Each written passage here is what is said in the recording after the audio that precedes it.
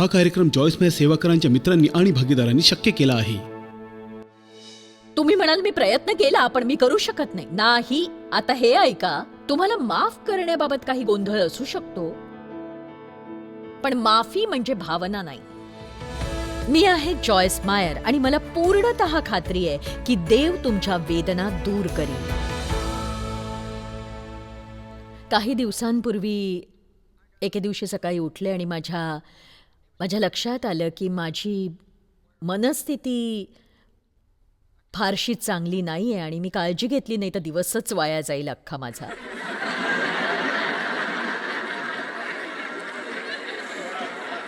आणि त्या दिवशी कॉफी पीत असताना मला स्वतःबद्दल खेद वाटू लागला. स्वतःची कीव.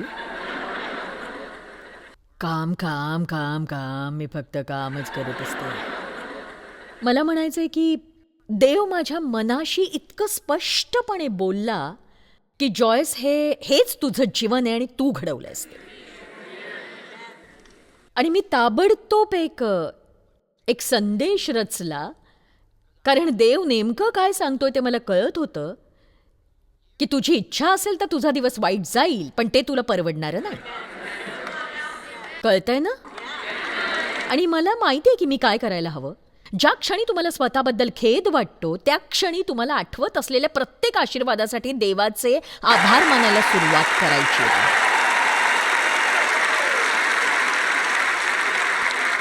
कारण बघा, सैतान तुमच्या मनात त्या नकारात्मक विचारांचं बीज पेरण्याचा प्रयत्न करत असतो आणि जेव्हा तुम्ही त्याला खतपाणी घालता तेव्हा तुमच्या मनावर आणि मानसिकतेवर आणि शब्दांवर परिणाम होत जातो आणि तुम्ही तुमचा दिवस वाया घालवता. पण तुम्ही तसं करायची गरज नसते आणि आपल्याकडे वाया घालवायला दिवस नाहीयेत.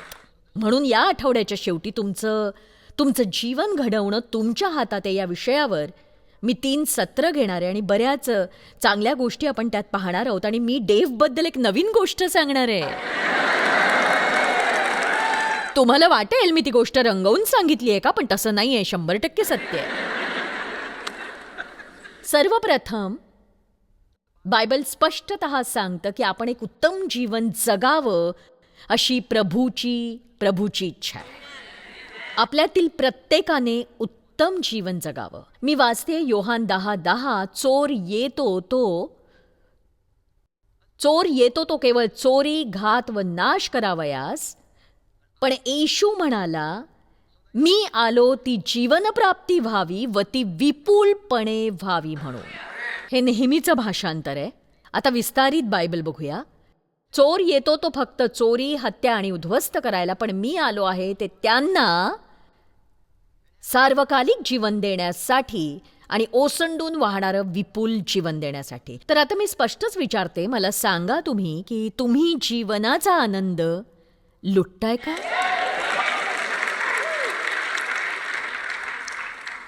योहान 10:10 माझ्यासाठी खूप महत्वाचं आहे, कारण ज्या वातावरणात मी वाढले, मला लहान मूल कधी होताच आलं नाही आणि प्रत्येक निरोगी प्रौढ व्यक्तीच्या आत एक लहान मूल असायला हवं. खरं तर तुम्ही कामही करायला हवं, त्याबरोबर खेळायलाही हवं. आणि मला फक्त काम करणंच माहीत होतं. हो, कारण मी मोठी होत होते तेव्हा मी काम करत असताना मला त्रास होत नव्हता, पण मी हसले की मला वाटायचं माझं काहीतरी चुकतंय. आणि म्हणून ते माझ्यात लहान मुलंच नव्हतं. आणि देवाने मला शिकवलं की जीवनाचा आनंद घेणं हे चांगलं आहे. अगं बघा, कुठल्याही गोष्टीचा आनंद घेताना मला दोषी वाटायचं, कारण मला असं वाटायचं की मी काहीतरी काम करायला हवं. योहान 10:10 नवीन करारात म्हटलंय की चोराचा उद्देश चोरी करणं, मारणं आणि नष्ट करणं आहे. माझा उद्देश त्यांना समृद्ध आणि विपुलतेचं जीवन देणं आहे, एक संतोषकारक जीवन. तर या प्रकारचं जीवन येशू आपल्याला देण्यासाठी आलेलं आहे. मग प्रत्येकाकडे ते का बरं नसावं? काही लोकांकडे ते असतं आणि मग इतरांकडे ते का बरं नाही? बघा, ही देवाची चूक नाही, कारण देव पक्षपात करत नाही आणि बायबल स्पष्ट सांगतं की तो पक्षपाती नाही. ही गोष्ट प्रत्येकासाठी उपलब्ध आहे आणि देव आपल्यापैकी प्रत्येकावर सारखीच प्रीती करतो तो एकावर जास्त दुसऱ्यावर कमी अशी प्रीती करत नाही. आणि बघा, विस्तारित बायबलमध्ये अनुवाद 10:17 म्हणतं, कारण तुमचा देव परमेश्वर हा देवाधिदेव आणि प्रभूंचा प्रभू, महान पराक्रमी आणि अद्भुत देव असून तो पक्षपात करत नाही किंवा तो लाच घेत नाही. रोमकरास अध्याय 2:11, कारण देवाजवळ पक्षपात नाही, त्याच्यासाठी एक व्यक्ती दुसऱ्यापेक्षा वेगळी नसते. आणि म्हणूनच जेव्हा तुम्ही एखाद्याला चांगलं जीवन जगताना पाहता, तेव्हा फक्त असा विचार करू नका की तुम्ही भाग्यवान आहात म्हणून असं जगताय, तुम्ही तोंडात चांदीचा चमचा घेऊनच जन्माला आहेत म्हणून हे. जर लोकांचं जीवन चांगलं असेल, जर का ते आनंदी, समाधानी, संतुष्ट, सुखी, आत्मविश्वासपूर्ण, मजबूत असतील, तर त्यासाठी एक कारण असतं. आणि ते म्हणजे त्यांचं देवाशी चांगलं घट्ट योग्य नातं असतं. आणि ते जे काही करतात त्यामध्ये ते देवाला प्रथम स्थान देतात. प्रेषितांची कृत्य अध्याय 10 वचन 34-35. आणि पेत्राने बोलण्यास आरंभ केला, आणि मला आता नक्कीच आणि पूर्णतः समजलंय की देव पक्षपाती नाही. मी हे वचन वाचते कारण तुम्हाला हे जाणून घ्यायचंय की इतरांपेक्षा तुम्ही वेगळे नाही आहात. आणि मला असं म्हणायचंय की देव प्रत्येकाला समान संधी देत असतो. आमेन. वचन 35, पण प्रत्येक राष्ट्रात जो देवाची भक्ती करतो आणि त्याला देवाबद्दल आदरयुक्त भय असतं,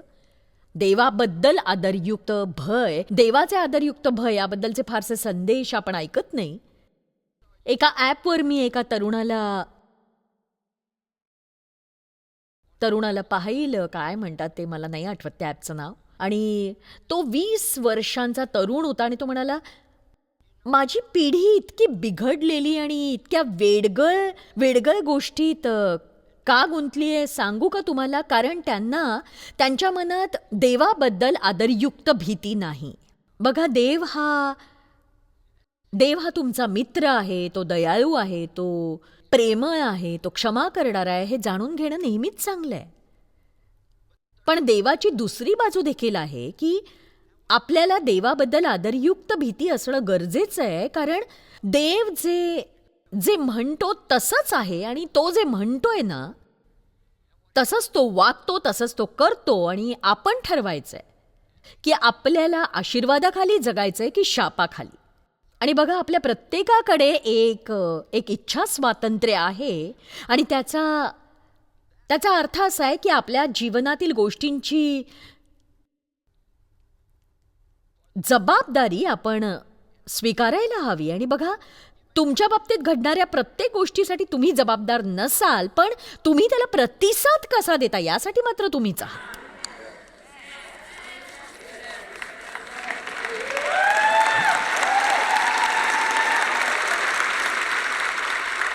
मला वाटतं एवढं सांगणं पुरेसं आहे, नाही का? तुमच्यासोबत घडणाऱ्या प्रत्येक गोष्टीसाठी तुम्ही जबाबदार नसाल कदाचित, कारण लोक तुम्हाला दुखावू शकतात, तुमचा दुरुपयोग करू शकतात, तुमच्याशी गैरवर्तन करू शकतात, तुमचा वापर करू शकतात, तुमचा त्याग करू शकतात, तुम्हाला दुखावू शकतात. आणि हो, ते दुखावणारं असतंच. लोक तुमच्याशी कसं वागतात यासाठी तुम्ही जबाबदार नाही आहात, पण तुम्ही प्रतिसाद कसा देता यासाठी तुम्हीच आहात.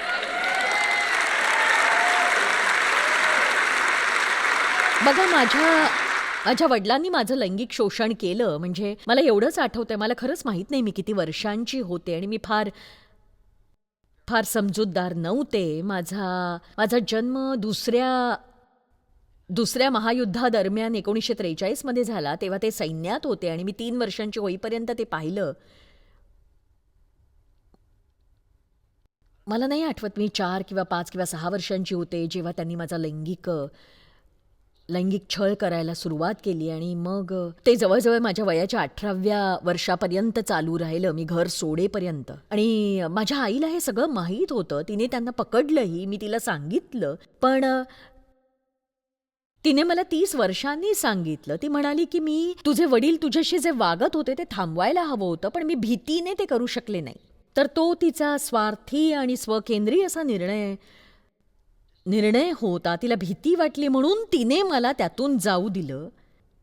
ती तेव्हा तेवढं धैर्य गोळा करू शकली नाही म्हणून तिने मला त्यातून जाऊ दिलं. आता बघा, देवाने त्याचं उत्तर दिलेलं आहे. आपल्याला वाटतं की आपण ते करू शकत नाही, पण तो म्हणतो तुम्ही तुमच्या शत्रूंना क्षमा करा, त्यांच्यासाठी प्रार्थना करा, आणि तरीही त्यातूनही करायचं असेल तर तू त्यांना मदत कर जाऊन.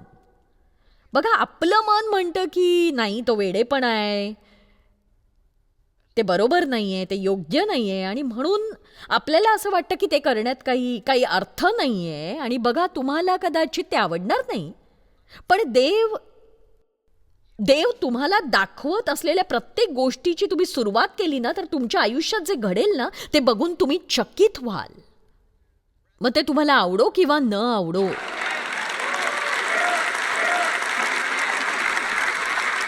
तर बघा, त्यांनी माझ्या बाबतीत जे केलं त्यासाठी मी जबाबदार नव्हते आणि त्यामुळे मला खूपच समस्या आल्या. पण माझे स्वतःचे निर्णय घेण्याच्या वयात मी आले तेव्हा मी घेतलेल्या प्रत्येक योग्य निर्णयाने मला माझ्या बाबतीत झालेल्या या छळातून पुन्हा उभं राहण्यासाठी एक पाऊल पुढे नेलं. आणि मी पुन्हा सांगते की लोक तुमच्याशी काय वागतात यासाठी तुम्ही जबाबदार नाही, पण तुम्ही कशी प्रतिक्रिया देता यासाठी तुम्ही जबाबदार. विचार करा, लोकांनी तुमच्या बाबतीत केलेल्या गोष्टी घेऊन त्यांचा वापर तुम्हाला एक चांगली व्यक्ती, एक सामर्थ्यवान व्यक्ती बनवण्यासाठी देवाला कार्य करू द्या आणि इतरांना मदत करून तुम्ही तुमच्यात तो कळवळा निर्माण करा. नाहीतर मग आयुष्यभर स्वतःप्रती खेद बाळगा आणि तुमच्या बाबतीत घडलेल्या प्रत्येक गोष्टीसाठी इतरांना दोष द्या आणि कटुता आणि संतापाने भरून जा.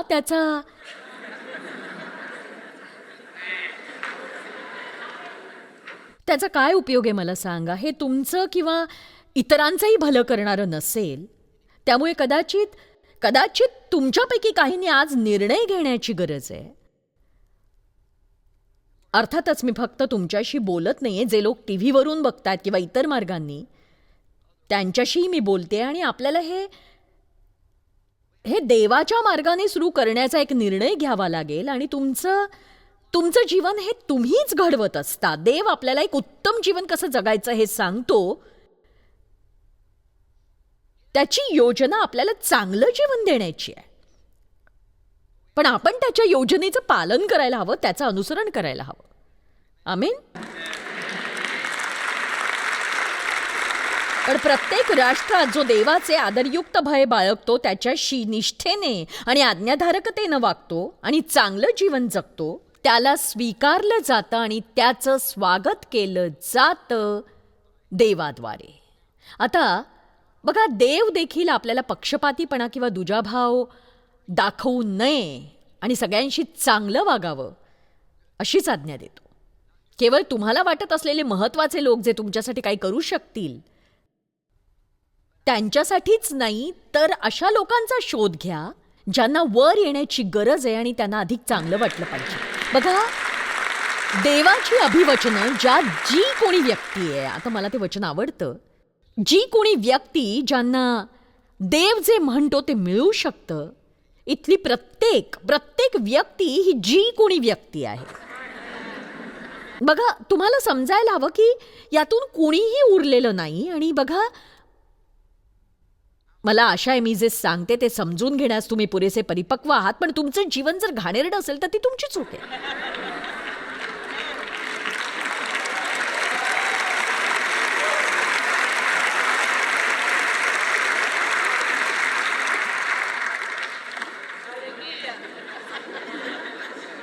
नाही, तुम्ही असं नका म्हणू, जॉयस मी काय भोगते तुला नाही कळणार, तुला नाही माहीत ग माझी व्यथा काय आहे. जर तुम्हाला वाटत असेल की एके सकाळी माझे डोळे उघडले आणि या विशाल सेवा कार्याच्या पायघड्या माझ्यासमोर आयत्या अंथरल्या गेल्या, तर तुमची कान उघडणी करते. मी जे करते ते करण्याचा तुम्ही प्रयत्न करत नाही तोवर सैतान तुमचा पाठलाग करणार नाही.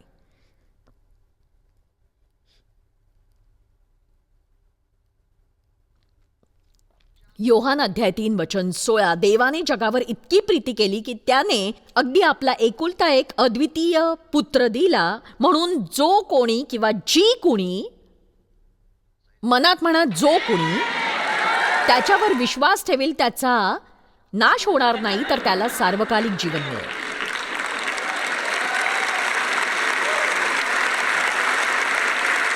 देव आपल्याला विश्वास ठेवा असं म्हणतो, आणि जर तुम्ही विश्वास ठेवलात तर तुम्ही आज्ञा पालनही कराल.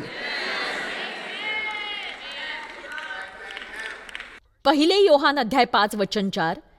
नवीन करार जे काही जगापासून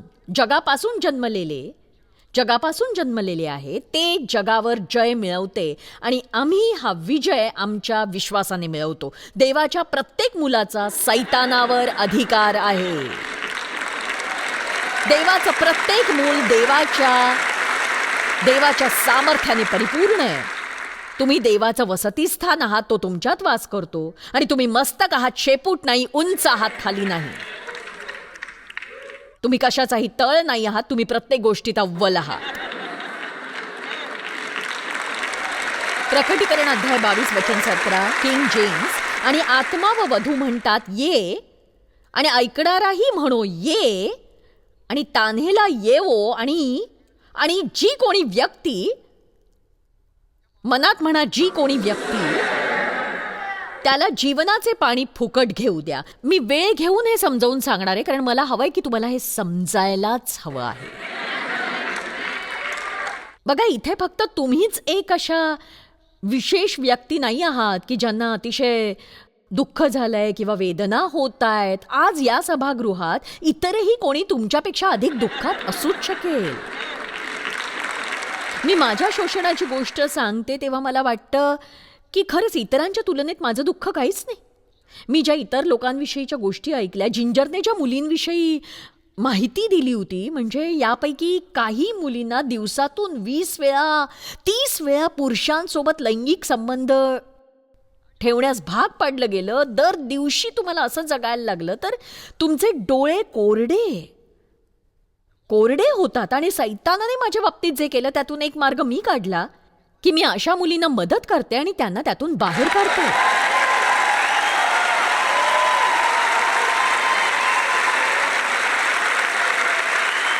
बघा, लोकांची नुसती दुःख पाहत राहायची आणि कीव करायची हा काही पर्याय नसतो.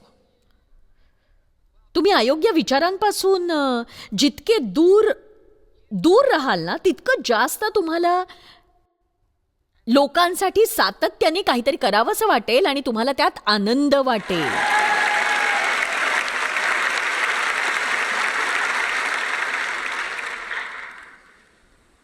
रोमकरास अध्याय 10 वचन 13. प्रत्येकासाठी जो कोणी प्रभूच्या नावाने त्याचा धावा करील त्याचे तारण होईल. प्रत्येक जण. बघा, हे असं वचन आहे जे वाचल्यावर मला विचार करावा लागतो. ते वचन म्हणतं की कुणाचं तारण व्हावं आणि कोणी नरकात जावं याची निवड देव करतो. बघा, वचन सांगतं की सगळ्यांनी प्रभू येशूवर विश्वास ठेवावा अशी देवाची इच्छा आहे, आणि निवड आपल्या हातात आहे. तुम्ही आज इथे आहात आणि तुमचं जीवन ख्रिस्ताला समर्पित केलं नसेल तर तुमच्याकडे पर्याय आहे. तुम्ही हरवलेले, एकाकी, रिकामे राहू शकता, किंवा सभा संपल्यावर जेव्हा आम्ही तुमच्यासाठी प्रार्थना करू तेव्हा तुम्ही तुमच्या जीवनात ख्रिस्ताला स्वीकारून एक नवीन जीवन सुरू करू शकता. हा एक प्रवास आहे. तुम्हालाही काम करावं लागेल, तुम्हाला वचन शिकावं लागेल. तुम्ही करत असलेल्या अधार्मिक गोष्टी कदाचित तुम्हाला सोडून द्याव्या लागतील. पण बघा, देव तुम्ही जे काही कराल त्यामध्ये तुम्हाला मदत करेल चांगल्यासाठी. आमेन. त्याच्याविषयी सर्व संदेश ते साक्ष देतात आणि पुरावा देतात की प्रत्येक जण जो त्याच्यावर विश्वास ठेवतो, त्याच्यावर टेकून आणि अवलंबून असतो, स्वतःला स्वाधीन करतो, त्याच्या नावाद्वारे पापांची क्षमा मिळवतो.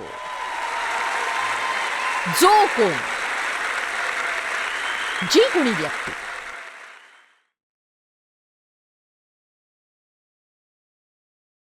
तुम्ही सगळ्यात चांगली गोष्ट काय करू शकता तर शक्यतो प्रत्येकासाठी शक्य तितकं चांगलं करत राहा. आणि बघा, येशू म्हणालाय की हे मार्क मार्क अध्याय 8:34 मध्ये नोंदवलंय. तो म्हणाला की आत्मत्याग करा आणि तुम्हाला उच्च जीवन मिळेल. आणि बघा, पास्टर टॉमीने एकदा एक संदेश दिला, मला तो आठवतोय, की आपण कमी दर्जाच्या आयुष्यासाठी जास्त किंमत मोजतो आणि उच्च दर्जाच्या आयुष्यापासून दुरावतो. तुम्ही म्हणाल, पण मी प्रलोभनांचा प्रतिकार नाही करू शकत. तुम्ही करू शकता, कारण बायबल म्हणतं देव अशा व्यक्तीला परीक्षेत पाडत नाही जो प्रतिकार करण्याच्या क्षमतेच्या पलीकडचा आहे. तो आपल्याला मदत करतो. तुम्हाला जर चांगलं जीवन हवं असेल ना, तर देवाकडे तुम्हाला हवा असेल असा एक सौदा आहे.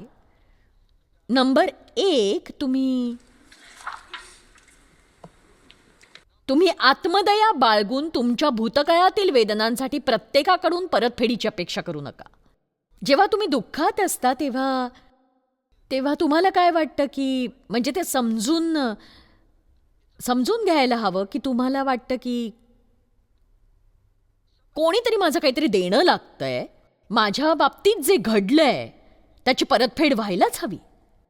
पण बघा काय होतं, जेव्हा आपण लोकांकडून त्या परतफेडीची अपेक्षा करतो तेव्हा ती होऊच शकणार नाहीये. जेव्हा मला खूप पुरुषांनी दुखावलं होतं ना, तर मी त्याची परतफेड देवकडून करून घेऊ पाहत होते, पण ते तो करू शकला नाही.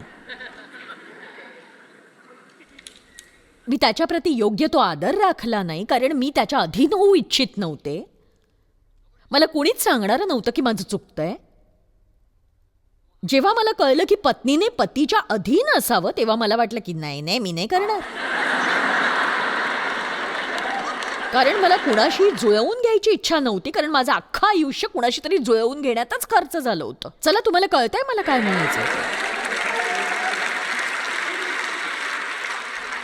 बघा, कुठल्याही अयशस्वी नातेसंबंधामुळे अडथळे निर्माण होतात आणि तुम्ही गृहीत धरता की प्रत्येक जण तुमच्याशी तसाच वागणार आहे, आणि मग आपण भावनिक होत जातो. यशाया 61 वचन 7 आणि 8 मध्ये एक अद्भुत वचन आहे जे सांगतं, तुमच्या अप्रतिष्ठेचा मोबदला तुम्हास दुप्पट मिळेल. ते म्हणतं तुमच्या तारुण्यातील अप्रतिष्ठेसाठी. मला हे समजलं, कारण मी त्याप्रती खूप लज्जित भावना बाळगून होते. अनेकदा जेव्हा तुम्ही लोकांकडून दुखावले जाता, सैतान तुम्हाला अपराधीपणा आणून देत असतो. आणि मी माझं आयुष्य याच विचारात घालवलं होतं की माझ्यात काय चुकतंय, माझं काय चुकतंय, माझ्यात काय चुकतंय, माझ्यात काय चुकतंय. कारण माझ्याशी फक्त एकच पुरुष वाईट वागला नव्हता, तर माझे काका, आजोबा, मी नोकरी करायचे तो बॉस, त्यांनी माझ्यावर हात टाकायचा प्रयत्न केला, आणि मी विचार करायला लागले माझंच चुकतंय काहीतरी. बघा, माझ्या वडिलांनी माझ्या बाबतीत जे केलं त्यामुळे माझ्या मनात ही जाणीव होती की माझं काहीतरी चुकतंय, आणि सैतानाला तेच हवं असतं की तुम्ही असाच विचार करावा. तुम्ही कधी असा विचार केलाय का की माझं काय चुकतंय, मी इतर सगळ्यांसारखी का होऊ शकत नाही, माझं काय चुकतंय, माझ्यात काय चूक आहे. बघा, सैतानाला तेच हवं असतं. जेव्हा तुमचं देवाशी नातं जुळतं, तो तुम्हाला देऊ इच्छित असलेली पहिली गोष्ट म्हणजे नीतिमत्व होय. तो तुम्हाला त्याच्याबरोबर नीतिमान ठरवतो. पण पुढच्या वेळी जेव्हा तुमच्या मनात हा विचार येतो माझ्यात काय चूक आहे, तेव्हा तुमचं तोंड उघडून म्हणा, माझ्यात सगळं चांगलंच आहे.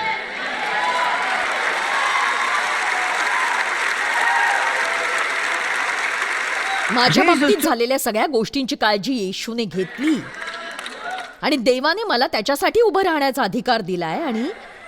आणि मी रोज योग्य ते करायला शिकते, आणि मी योग्य तेच करते. देव आपल्याला नीतिमत्व देतो, म्हणून आपण योग्य तेच करू शकतो. आणि दुसरी अनावश्यक गोष्ट, तुम्ही तुमच्या सध्याच्या परिस्थितीसाठी इतरांना दोष देऊ नका. जसं की आपण जसे आहोत तसे का आहोत, पण आपण त्या परिस्थितीत राहण्याचं निमित्त बनू शकत नाही. सतत सबबी सांगू नका, सबबींचा काहीही उपयोग होत नाही.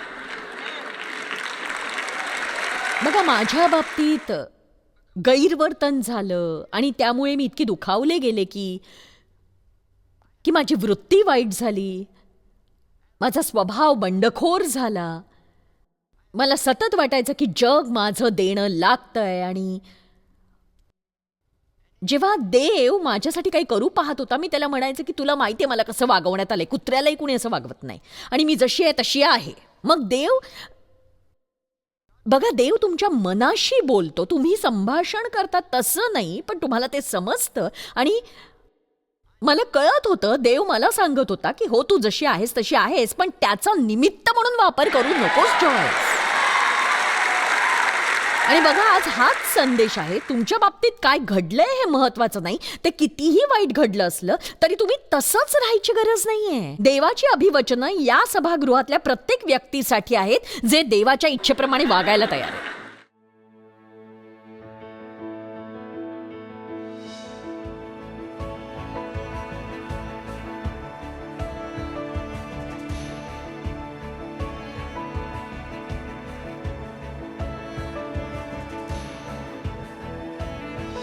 हा कार्यक्रम जॉयस मेयर सेवाकरांच्या मित्रांनी आणि भागीदारांनी शक्य केला आहे.